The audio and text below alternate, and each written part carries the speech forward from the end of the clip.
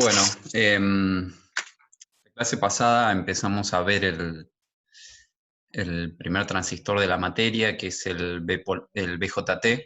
eh, las siglas es por transistor de juntura bipolar, porque hay conducción de tanto de electrones como de huecos, ¿no? Eh, Así como repaso rápido, acuérdense que vimos que lo podíamos pensar como dos junturas, la juntura base emisor y la juntura colector base.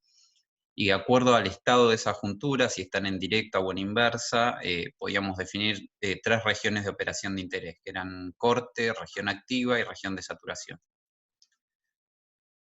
Vimos un poco una descripción del funcionamiento interno, las características de las corrientes en función de la extensión de base emisor, y vimos que en región activa la corriente de colector a un primer orden es independiente de la tensión colector base. Entonces eso básicamente nos daba una fuente controlada, una fuente de corriente controlada por tensión que es no lineal. Vimos estos modelos de gran señal. Eh,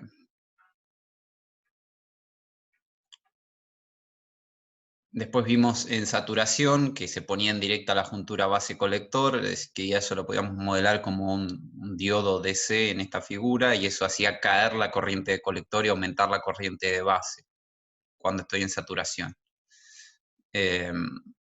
Vimos las curvas del transistor, las que llamamos las de entrada-salida, y también esta que es la de salida, que es la corriente de colector en función de la tensión colector-emisor para una IE fija o para una tensión base-emisor fija. Y después vimos que en realidad, bueno, había una cierta dependencia, incluso en la región activa, de la corriente de colector con la propia tensión colector-emisor, ¿no? Y eso nos daba esta pendiente, que yo le dije que está un poco exagerada en esta figura, y esa dependencia la podíamos modelar como una resistencia de salida, ¿no? Y después vimos las curvas en el simulador y llegamos hasta ahí. ¿Alguna pregunta hasta acá? Hoy vamos a seguir avanzando con el transistor. No sé si alguien tiene alguna duda, si no, sigo con lo nuevo.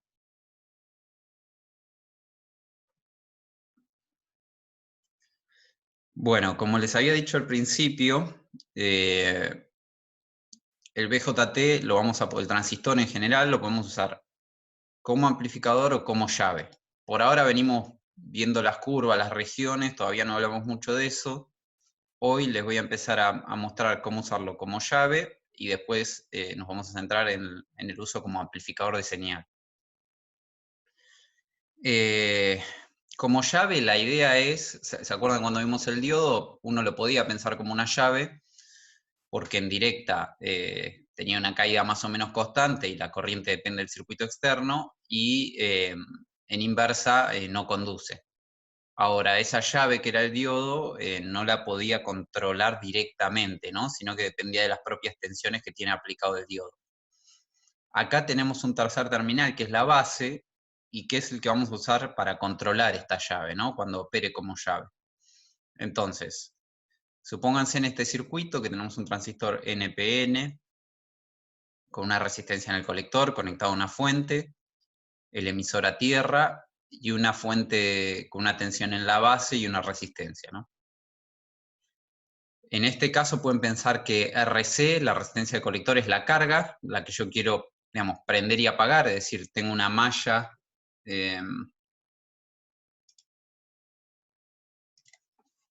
tengo esta malla de salida, ¿está bien? Que tiene la fuente,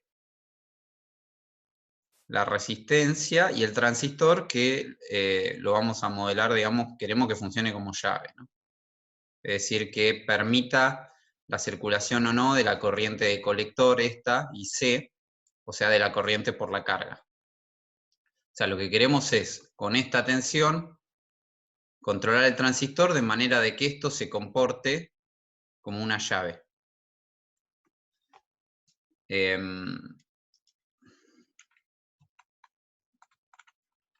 Entonces, lo primero sería determinar las regiones, ¿no? De esas regiones que vimos, ¿dónde usamos el transistor para que se comporte como llave?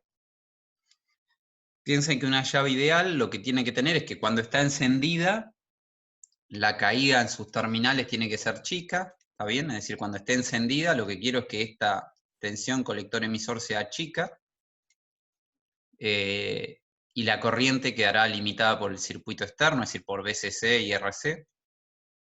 Y cuando está abierta, lo que quiero es que no circule corriente, ¿no?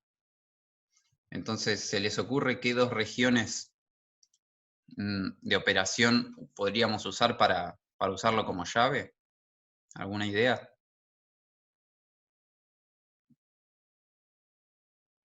Tenemos tres regiones, ¿no? Saturación, región activa y corte. Corte y saturación. Sí, muy bien. Corte es donde no hay corriente, así que cuando la llave está abierta, vamos a querer que esté en corte. Y saturación, ¿se acuerdan que en saturación la tensión colector-emisor, esto lo vimos en la clase pasada, quedaba un valor bajo más o menos fijo, que bueno, depende un poco de la tensión de control, pero puede ser 0,1, 0,2, 0,3 volt, ¿está bien? Que es como la tensión de encendido va a ser de nuestro transistor. Así cuando la consideremos a la llave que está cerrada, es decir, que hay circulando corriente, tenemos que pensar que va a haber una caída de ese orden, ¿está bien? Ahora, ¿cómo es eso? Entonces, como dijeron recién, cuando esté encendido vamos a estar en saturación y nosotros ya vimos que la tensión de saturación es de ese orden. Y cuando esté apagado vamos a estar en corte donde no hay corriente, es decir, IC se hace cero.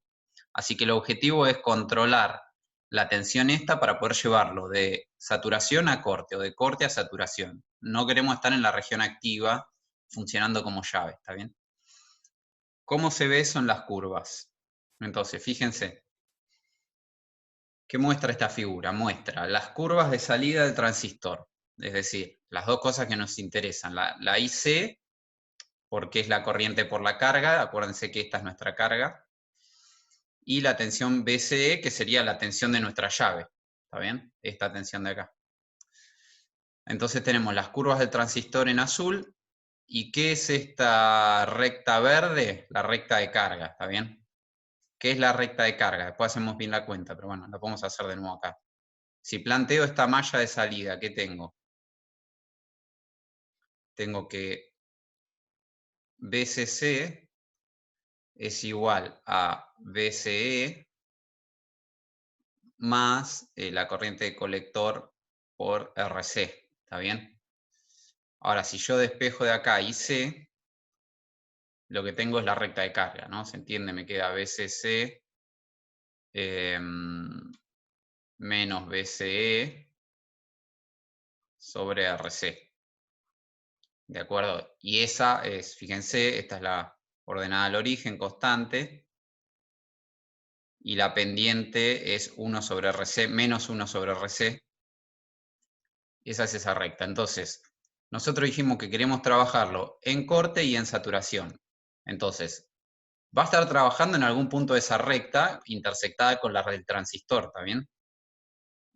Porque son los puntos posibles de operación, o sea, cualquier punto sobre la recta. O sea que nosotros básicamente lo que queremos es que cuando esté apagado y la corriente colector sea cero, o lo más parecida a cero posible. O sea que voy a estar por acá. ¿Está bien? Este punto de acá es cuando el transistor va a estar apagado, va a estar en corte. Y después, cuando lo quiera encender, lo voy a llevar a un punto por acá, en saturación. ¿Está bien? Tensión de saturación, un punto por acá. Cuanto más saturado esté, significa que me muevo a puntos de más acá, ¿está bien? No hay un único posible punto de encendido. En principio me convendría que esté lo más cerca posible de cero. En la práctica eso tiene algunas implicancias. Si lo saturo demasiado, después cuando veamos más adelante el comportamiento dinámico, que es, bien, o sea, yo acá supongo que instantáneamente lo paso de saturación a corte, ¿no? Que paso de este punto a este y no estoy pensando cuánto tiempo me lleva eso, ¿no? Porque no estoy analizando dinámicamente la respuesta, pero vamos a ver más adelante cuando veamos respuesta en frecuencia que obviamente eso no es instantáneo, ¿no? Entonces, cuanto más lo meta en saturación, después me va a costar más tiempo poder apagarlo. Con lo cual, bueno, nada, uno va a terminar en algún punto razonable, con una tensión más o menos baja, del orden que les decía antes, una tensión de encendido de 0,1, 0,2, 0,3 volt, depende del transistor, depende de la potencia, ¿no? ¿Se entiende esto? ¿Se entiende este gráfico? ¿Cómo, o sea, no estamos trabajando en la zona activa, que sería acá o acá, digamos, en toda esta región posible sería la zona activa, pero la estamos evitando y estamos trabajando en corte y en saturación. ¿Se entiende esa idea? ¿Se entiende este circuito? Pregúntenme, ¿eh? Porque básicamente esta es la operación como llave del transistor, ¿no? Llevarlo de corte a saturación. Entonces acá, repito, en este punto tengo una corriente aproximadamente 0 y además, acá la tensión básicamente, si la corriente es 0, me queda VCC, ¿no? La tensión sobre la carga, ¿no? VRC,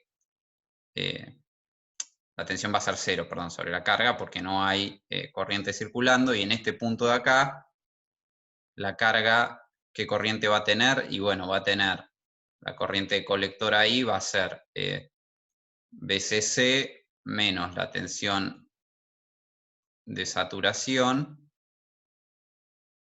dividido la carga, ¿no? Si VCC es mucho más grande que la tensión de saturación, entonces, bueno, es directamente, básicamente, VCC sobre RC. ¿Está bien? ¿Alguna duda hasta ahí? Sigo, si no. ¿Se entiende entonces cómo se opera el transistor como llave? ¿En la región de saturación te mantenés en ese punto fijo o puede haber una variación en Bueno, eso? eso va a depender, fíjate, lo que va a depender, acá hay dibujadas, está bien la pregunta, acá hay dibujadas algunas curvas del transistor, ¿no? Estas azules. Por supuesto que esto es un infinito de curvas, ¿no? Cada una de estas para un BBE, ¿no? Este es BBE igual a un BBE mayúscula 1 y este es un BBE mayúscula 2 y así, ¿no? Por supuesto que acá hay más curvas, ¿no? O sea que depende de esta fuente, que en definitiva me va a fijar esta tensión BBE, en qué punto voy a trabajar. ¿Está bien? Si yo aumento la tensión base emisor, me voy a mover hacia curvas más acá. ¿Está bien? Y lo voy a estar trabajando en Sí, los sí, conjuntos. O sea gracias. que depende de esta señal de control, cómo la haga. ¿Está bien? Piensen que esto va a ser básicamente, yo voy a con esta señal de control decidir cuándo prendo y cuándo apago el transistor. Entonces depende de los valores de esta tensión, cuán rápido, digamos, en qué punto lo voy a dejar de saturación.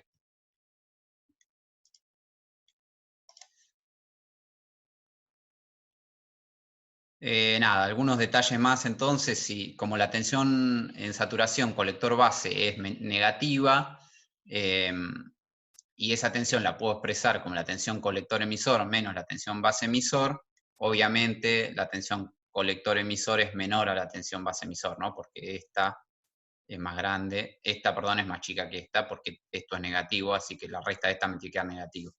Eso es medio obvio, digamos.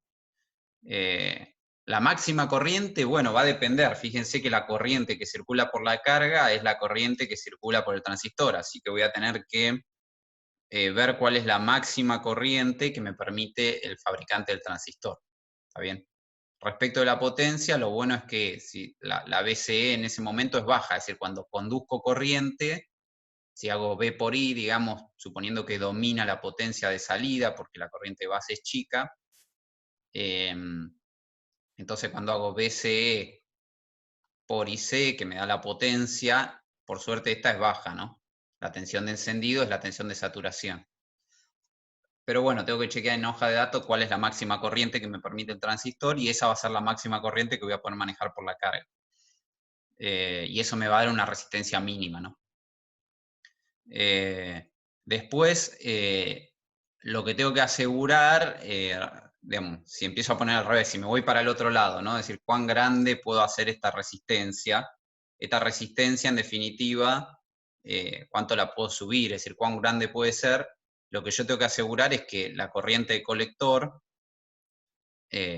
o sea, que el transistor siga en saturación cuando esté encendido, ¿no? Porque acuérdense que eso va a depender más también de la corriente de base, pero bueno, lo que tengo que asegurar es la región de operación, ¿no? Que la IC mínima me asegure que estoy en región de saturación. Y eso está más relacionado con la de base. Fíjense, básicamente lo que digo es que la corriente de base, ¿qué es esto? Fíjense que la corriente de base es la tensión de este punto menos la tensión de este punto, que justo es la base emisor, dividido la resistencia. Y esta me tiene que asegurar que estoy en saturación, ¿está bien? Si vuelvo al gráfico anterior, básicamente lo que estoy diciendo es, tengo que estar en una de estas curvas azules donde esté en saturación. Si con la corriente base me muevo a otra y me vengo a operar acá, este punto ya no está en saturación, ¿está bien? Para esta corriente de base, para esta BBE, que le corresponde una corriente de base, ya estoy en zona activa, ¿está bien? Ya la tensión acá va a ser más grande y yo no quiero en encendido que pase eso, ¿está bien?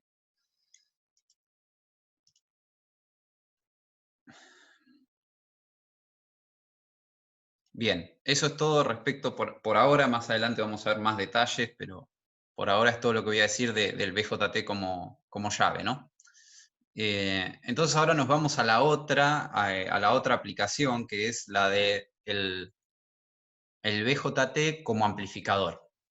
¿Está bien? Entonces lo que vimos hasta ahora es que implementa una fuente controlada, es decir, que la corriente de colector, si expresamos la resistencia de salida, es la característica exponencial dependiendo de la tensión base emisor. Pero es no lineal, ¿está bien? Hay una exponencial entre tensión y corriente. Entonces lo que vamos a hacer es polarizar al transistor en un punto de operación de DC de manera de asegurarnos que esté en la zona activa. Fíjense, la zona que no usábamos para la llave es la que usamos para amplificar. ¿Está bien? Queremos estar en zona activa, entonces ahora lo tenemos que poner a trabajar en zona activa. Es decir, voy a tener una corriente de colector, fíjense, mayúsculas, indicando punto de polarización, es decir, valores de DC, y sobre esos valores me voy a mover. ¿Está bien? Lo que vamos a ver ahora son distintas formas, no son estas únicas, pero vamos a ver por lo menos estas, formas de polarizar el transistor, es decir, de ponerlo a trabajar en la región activa, con resistencias. Entonces, por ejemplo, en la primera vamos a tener una resistencia de colector y una de base y una fuente. En la segunda vamos a ver por qué agregamos una resistencia de emisor. Y finalmente, la polarización esta, un poco más típica, que va a usar dos resistencias de base, una de colector y una de emisor. Fíjense que acá todavía no puse señal, es decir, todavía no estoy amplificando nada. Es solo para polarizar el transistor y ponerlo a trabajar en la región activa. ¿Está bien? Entonces, ahora lo queremos poner a trabajar en un punto por acá. Después charlamos un poco por qué por acá, pero digamos que por ahora en cualquier punto quisiéramos en la región activa, es decir, no donde estaba antes, sino entre acá y acá, ¿no? Algún punto acá. Después vamos a ver por qué lo quiero poner en el medio, ¿no? Pero por ahora, digamos que lo quiero poner a trabajar el transistor ahí, en la región activa. Y para eso es este arreglo de resistencias para justamente ponerlo a trabajar en ese punto Q. ¿Está bien? Es decir, quiero ponerlo de manera que esto, ¿cuál es el punto de polarización? Bueno, es el punto que corresponde a este BCE, que le corresponde esta corriente de colector y que corresponderá a un BBE. ¿Está bien? A una curva de tensión base emisor. Entonces, vamos con el primero, que es, digamos, el más sencillo. ¿Cómo sabemos el punto de polarización? Bueno, tenemos la corriente de base. ¿Está bien? Fíjense, empezamos a analizar los circuitos. Tenemos corriente de base, básicamente es la tensión de la fuente BCC, que está acá, menos la tensión en este punto, que es la tensión base emisor, dividido la resistencia. Así que esa es la corriente de base. ¿Cuánto vale la tensión colector emisor? Bueno, plantean la malla de salida, es la tensión BCC menos la caída en la resistencia esta, ¿está bien? O sea que es BCC menos la caída en la resistencia. Y puedo, esto sería la recta de carga, puedo escribir la corriente. Si estoy en zona activa, acuérdense que ahora lo estamos poniendo a trabajar en zona activa, entonces puedo asumir las cosas de zona activa, ¿no? Entonces, por ejemplo, la corriente de colector es beta por IB, la puedo reemplazar.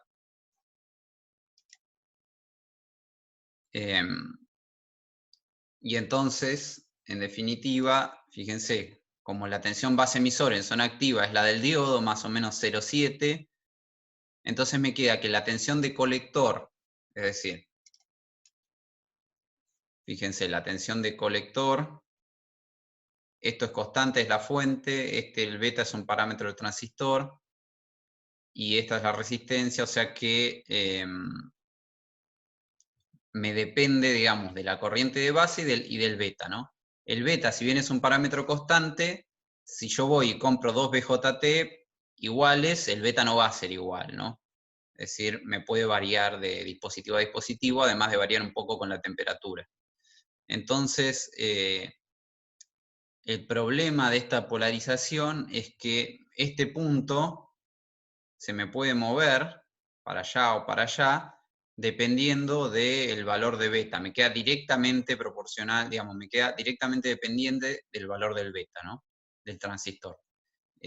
Nada, y eso puede ser un poco inestable o variar de dispositivo a dispositivo. Entonces ese es un problema de esta polarización. Si bien la resuelvo con dos resistencias y una fuente, me puede variar. Y eso me varía el punto porque me varía la corriente de colector y la tensión de colector emisor.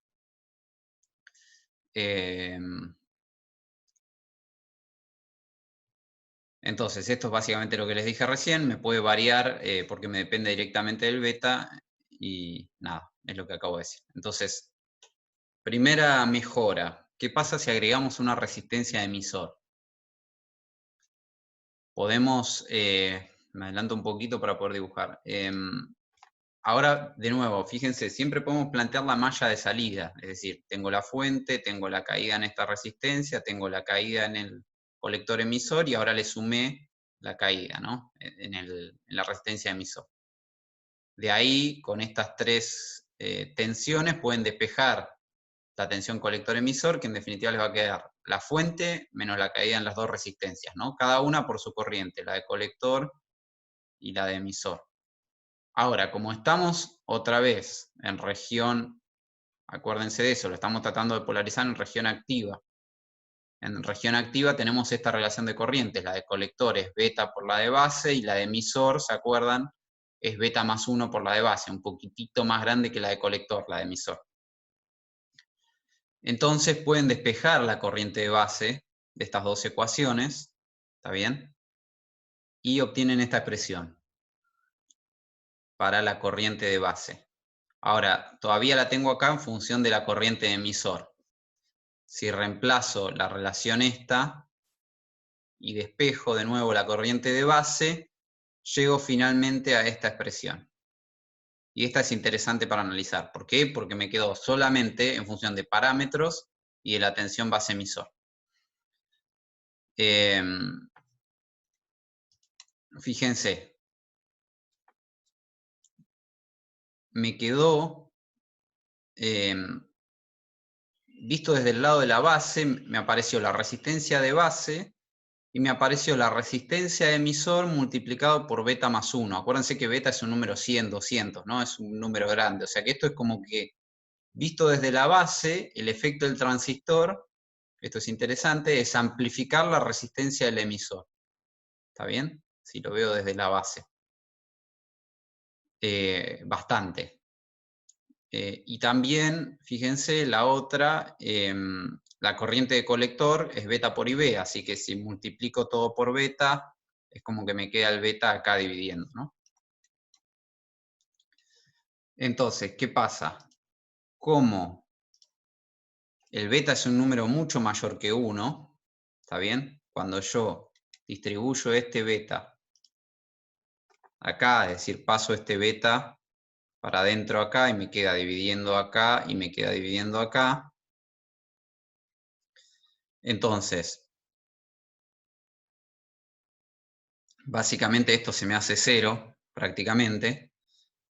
Esto básicamente casi que se me cancela con esto, porque es 101 sobre 100, y me termina quedando esta expresión de acá, ¿no?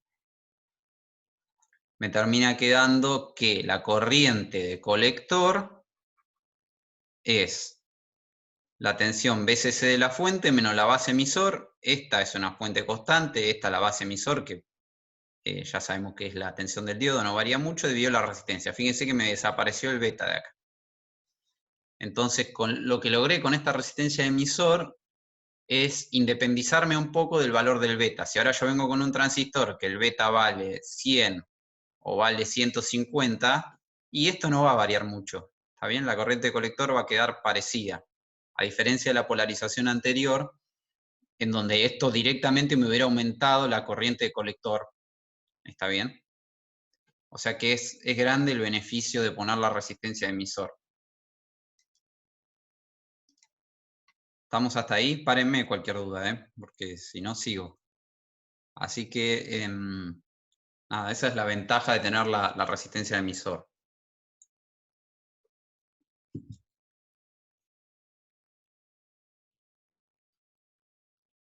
Y ahora vamos a agregar, además, la otra resistencia de base. Ahora vamos a ver para qué.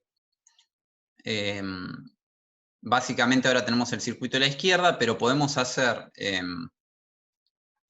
un equivalente de Thevenin del circuito, digamos, del circuito de base, se dice, es decir, de acá para allá, ¿está bien?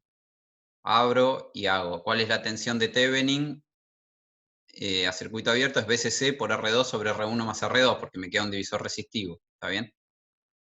¿Cuál es la resistencia? Cuando cortocircuito la fuente de tensión, me queda el paralelo de R1 y R2. ¿Está bien? O sea que puedo reemplazar ese circuito por este de acá para el análisis. ¿Se entiende eso? Bien. Básicamente, si comparan este circuito, este equivalente de Thevenin, con este circuito de acá, es lo mismo, solamente que la base, en lugar de estar alimentada por BCC, la resistencia de base ahora está alimentada por una fuente de valor B de Thevenin, ¿no? Que es BCC por el divisor resistivo. O sea que básicamente todo el análisis que hicimos para la polarización anterior es válido para esta, reemplazando RB por R de Thevenin y B de Thevenin en lugar de BCC, ¿no? Así que no repito las cuentas porque exactamente lo mismo. Y la idea, entonces ahora tenemos un grado más de libertad, que es, tenemos dos resistencias de la base, entonces podemos básicamente con este divisor resistivo, podemos variar esta tensión y vamos a diseñar el circuito de polarización con dos criterios. El primero es que esa tensión sea mucho mayor a la tensión de base emisor, comparativamente. Y el otro criterio va a ser que la resistencia de emisor reflejada a la base, esto que le decía yo hoy, sea mucho mayor a la resistencia de Thevenin, ¿no? Si logro esas dos cosas, voy a tener una polarización más estable, ¿no? ¿Por qué? Porque voy a tener el voltaje de la base fijo y lo voy a lograr estabilizar entre variaciones de base emisor, ¿está bien? La tensión base emisor, esta que está acá, que vale 0,7, puede variar un poco, ¿está bien? Por temperatura, etc. Entonces, de esta forma, si yo hago esta tensión mucho mayor que esta, si esta se mueve un poquito, sigue dominando esta, ¿no? Y la otra es esa que les decía, si hago esta otra condición, logramos la estabilización con el beta como habíamos dicho antes. O sea que básicamente esta polarización, además de estabilizarme respecto del beta, me permite tener una estabilización respecto de variaciones de la tensión base emisor.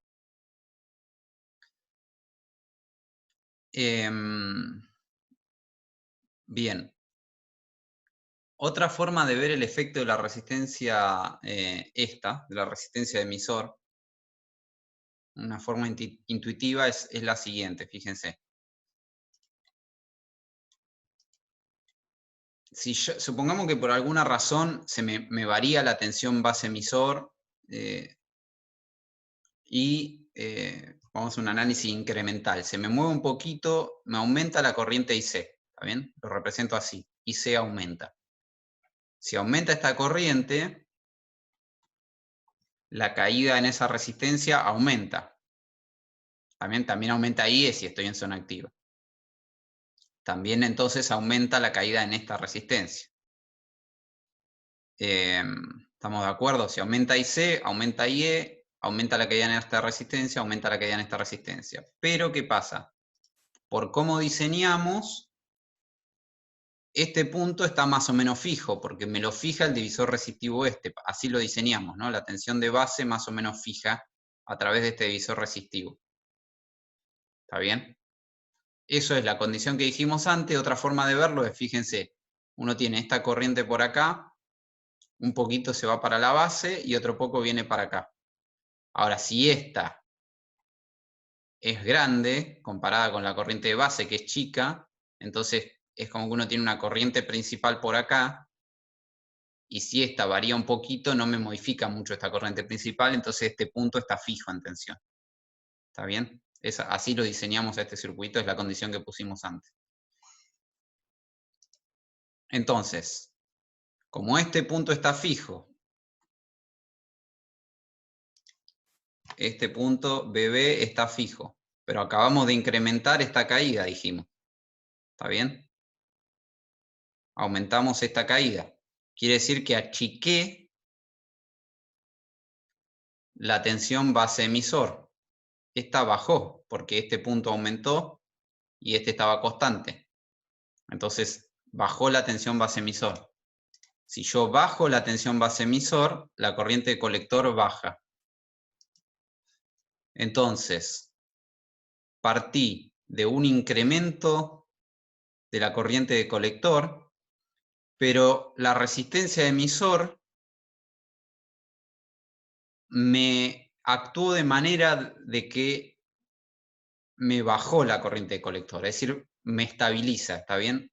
Hay una realimentación, porque básicamente lo que está haciendo la resistencia de emisor, este punto es bastante importante, ¿no? Conceptualmente. La resistencia de emisor lo que me está haciendo es, la corriente de colector se mapea a la corriente de emisor, cuando pasa por esta resistencia, me lo refleja la entrada, porque me modifica la tensión de emisor, ¿está bien? Entonces me modifica la tensión base emisor.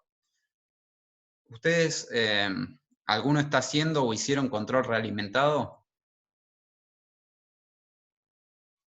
¿Fundamento de control? No, yo no. No, todavía no. No, Todavía yo tampoco. Ok. Ya van a ver, digamos, que eso es básicamente cómo funciona cuando la hagan un lazo de control, ¿está bien? Uno, con la RE, lo que está logrando es medir la salida. ¿Por qué? Porque puedo considerar como que la corriente de emisor es casi la de colector, entonces esta RE me traduce la corriente de colector, en definitiva, a una tensión, ¿está bien? Que es la de emisor. Pero mi entrada es la tensión base emisor, básicamente.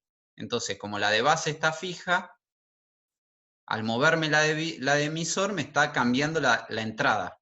Entonces hay una realimentación de la salida hacia la entrada. Si yo no pongo esta resistencia, eso no pasa, ¿está bien? No tengo realimentación de la salida a la entrada.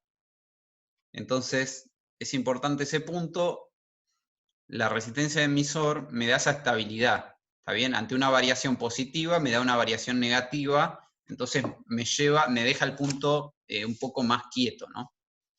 ¿Se entiende la idea?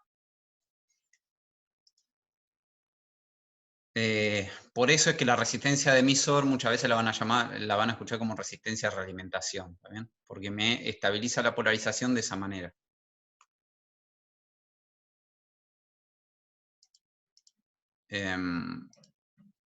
Sigo entonces, si no hay más preguntas. Obviamente este análisis que hicimos lo pueden analizar en sentido contrario y les va a dar lo mismo, ¿no? Que IC baja y entonces el efecto es que sube.